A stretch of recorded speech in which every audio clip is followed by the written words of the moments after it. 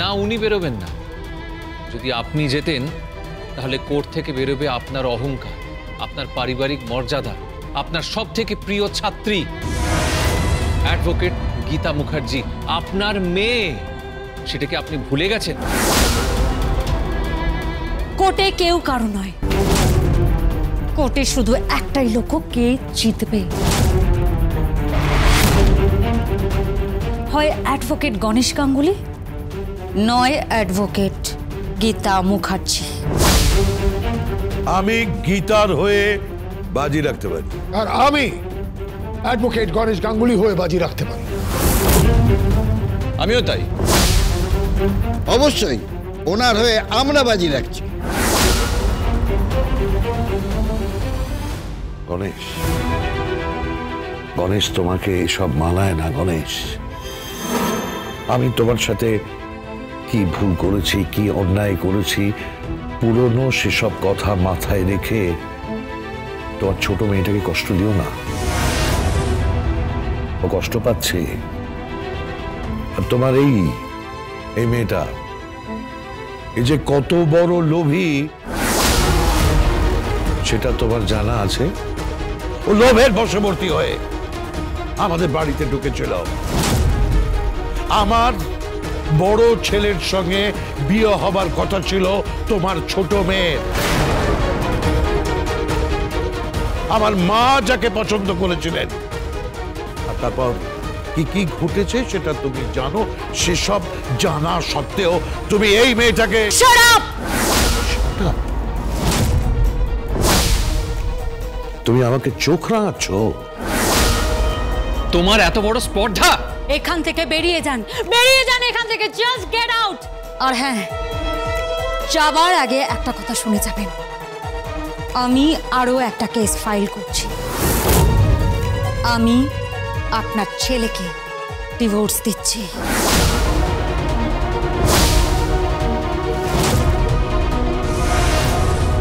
চলো বর্দা, এখানে আর থেকে কোনো লাভ নেই। এটা আইনের বাজার হয়ে গেছে, সবাই ধান্দা করছে এখানে, আইন বিক্রি হচ্ছে এখানে। বর্দা, এখানে কেউ সৎ নেই। চলো।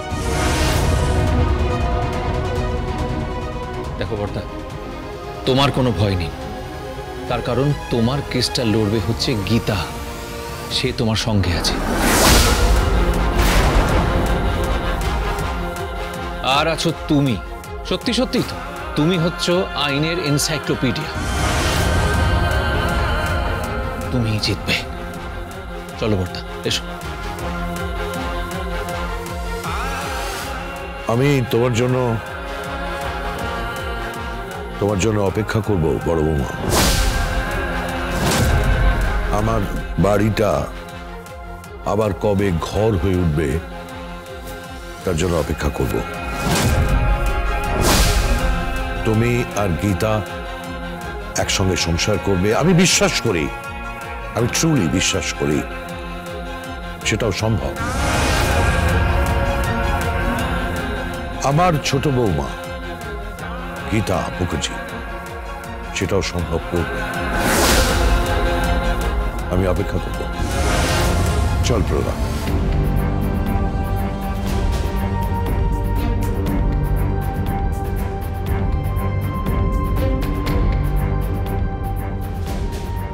দেখবেন অ্যাডভোকেট গণেশ গাঙ্গুলি সেন্টিমেন্টাল কথায় গলে যাবেন না। Don't be an emotional fool. ওরা কিচ্ছু করতে পারবে না, ওরা জানে কিচ্ছু করতে পারবে না। আপনাকে জিততে হবে, জিততেই হবে। অজিত স্যার। ঘোষাল বাবু বলুন স্যার। ওনাকে নিয়ে নাইট ক্লাবে নিয়ে যাও, কলকাতা নাইট লাইফ দেখাও, লং ড্রাইভে নিয়ে যাও, জাস্ট এনজয় ইয়োরসেলফ। ওকে এভরিবডি, আমি আজ আসি। Advocate Ganesh Ganguly, enjoy yourself. এসো।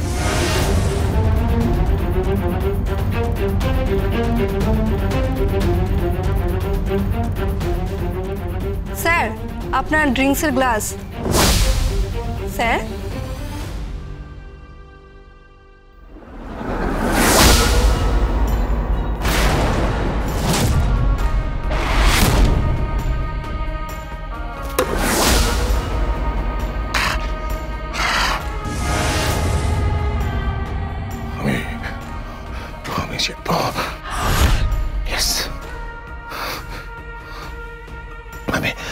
আমি জিতব।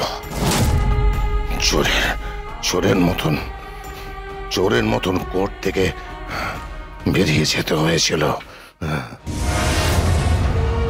অগ্নিজিৎ নয়, আমি জিতব। আমি সামনে যেই থাকুক না কেন, যেই থাকুক না আমার মেয়ে,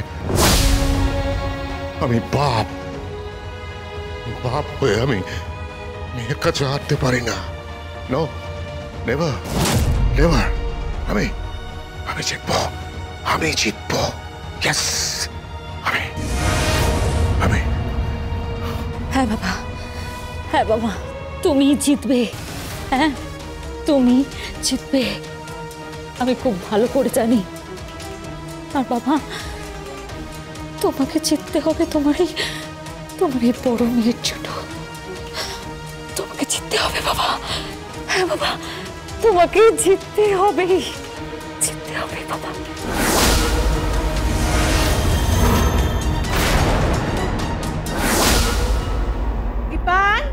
রিপান, কি তুই খাসনি?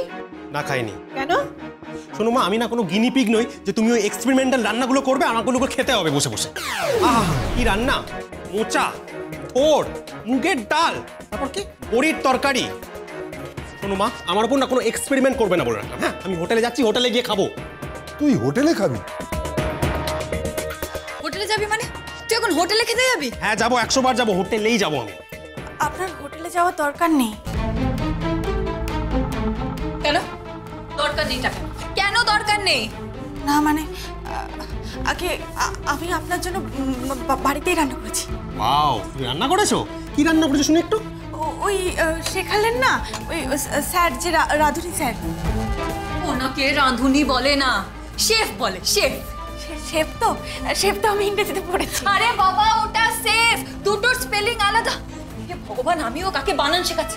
বলছি, তুমি যেটা রান্না করেছো ওটা আমার ভাইয়া মুখে তুলতে পারবে তো? হ্যাঁ পারবে।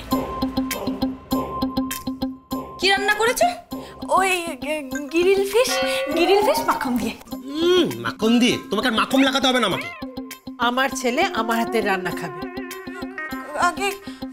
আগে উনি তো এসব ভালোবাসেন না, আর ভালোবাসেন না বলেই তো মানে আপনি তো ওই কলমি শাক ভাজা আর পুঁই ডাঁটা চচ্চড়ি করেছেন।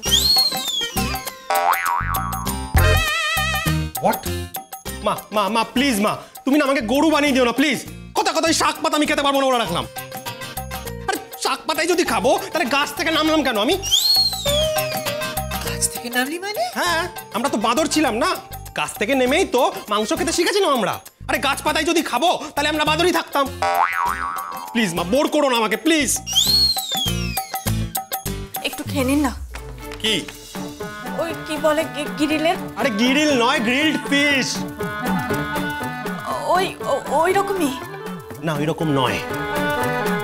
শোন, তুই কিন্তু খাস না, তুই মুখে তুলতে পারবি না আমি বলছি। ও সব খাস না তুই, তোর শরীর খারাপ করবে। না পারবেন উনি। আমি তো নিজে বাজারে গিয়ে ভেটকি মাছ কিনে এনেছি ফেলে কেটে।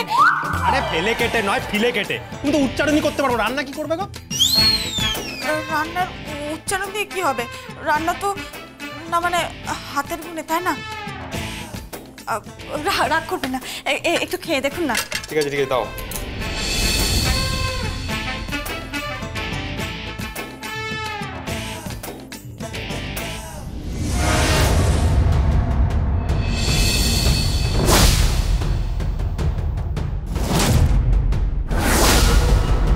কি রে বল। ডিলিশিয়াস।